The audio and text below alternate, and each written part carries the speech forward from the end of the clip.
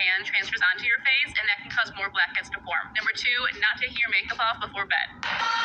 Nobody wins when the family feels. Alright. I see nephew in the back seat back there. Okay. What it is, Jazz? What it is right here? Little something? OG Mike? Hey man, you You know what we do, don't never stop. Man, we outside, man. You hear me, man? Tay? Oh. Doing it, man. The massive takeoff on November 1st, 2022 in Houston, Texas, while attending a private party for Jazz Prince at a bowling alley. What it is, Jazz? What it is right here? Little something? OG Mike? Hey man, you You know what we do, don't never stop. Man, we outside, man. You hear me, man? Tay? Oh. Now, what we do know, which we'll later discuss, one person had been arrested for Takeoff demise and later released on bail. Now, it's been a lot of confusion since the life of Takeoff had been passed away. On that same night, 2 other people was hit. One was a female who was also struck in the head. And the crazy part is, no one was charged for her shooting as well. An exclusive interview with a woman who was shot in the head on the same night rapper Takeoff was killed. Sydney Leday is 24 years old and said it is a miracle that she's alive. She said it's hard for her to talk about what happened that night. It took her months to be ready to tell her story. She talked with Grace White about the shooting and her journey to recovery. I really just can say I'm just grateful to be here. And Sydney Leday is a survivor. Do you remember the moment you first woke up in the hospital? I didn't want to be there. I kept telling my mom I want to go home. I had never been in a hospital like that. The night rapper Takeoff was shot and killed outside a bowling alley in downtown Houston, she was shot too, in the head, after what Houston police called a private party that started on Halloween. It was just 2 days after Leday's 24th birthday. I remembered what happened because when I was up the whole time after I got shot in the head, and I called my mom and told her what happened and to come. Leday says somehow she made it down an escalator and to a friend's car who took her to the hospital. She was in a coma and intubated before she woke up. I felt the sting in the back of my head. I felt myself falling. And the person I was with picked me up and we got in the car, but it was like a scary movie, really. Ironically, it was Halloween night. I had on a nun outfit. I had blood all over me. At any point, do you remember being scared before all that happened, or was it, in your opinion, a normal night? There wasn't any arguments or anything until the event was actually over. And,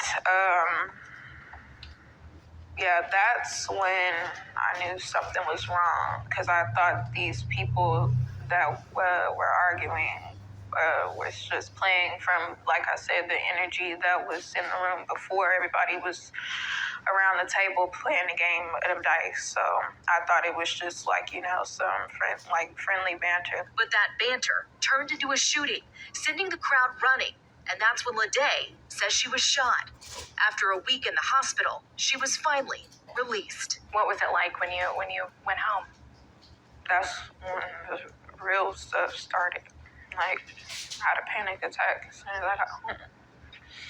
Born and raised in Houston, the community's rallying around her recovery, raising money on a GoFundMe page to help pay for her medical bills. Leday knows her recovery will take time, physically and emotionally, but is thankful she survived. I was just grateful that I did, because the place that it hit in my head, I just feel like it was a miracle.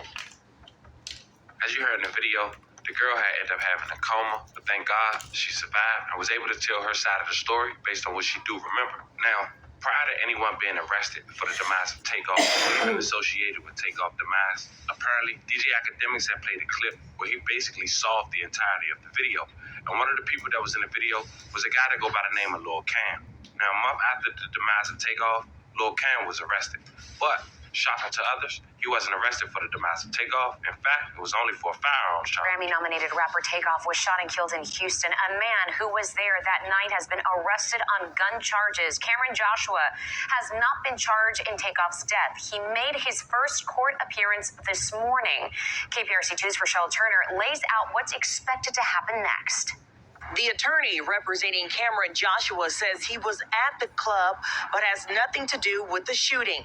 Wearing an orange jumpsuit, 22-year-old Cameron Joshua appeared before a judge Wednesday morning. Prosecutors say they have surveillance video and an eyewitness who says Joshua had a gun and he was present when rapper Takeoff was killed earlier this month at a Houston bowling alley.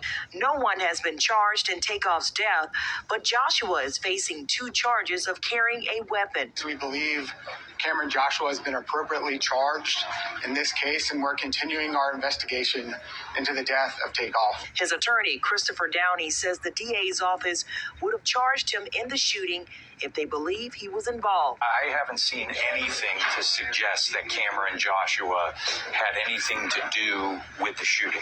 In April, Joshua was charged with burglary of a motor vehicle.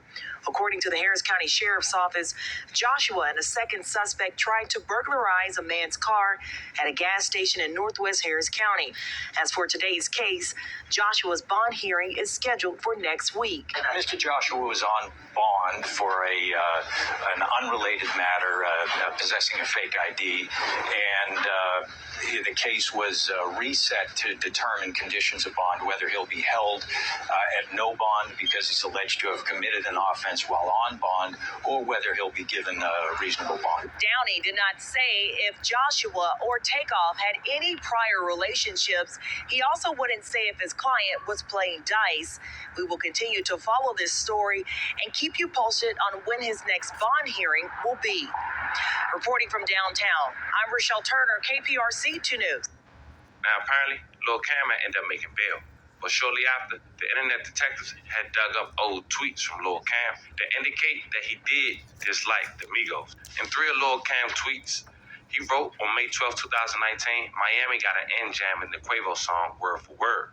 Following up with another tweet on August 30th, 2018, I'm praying for all my ends who jam Quavo. Bro, this is not safe.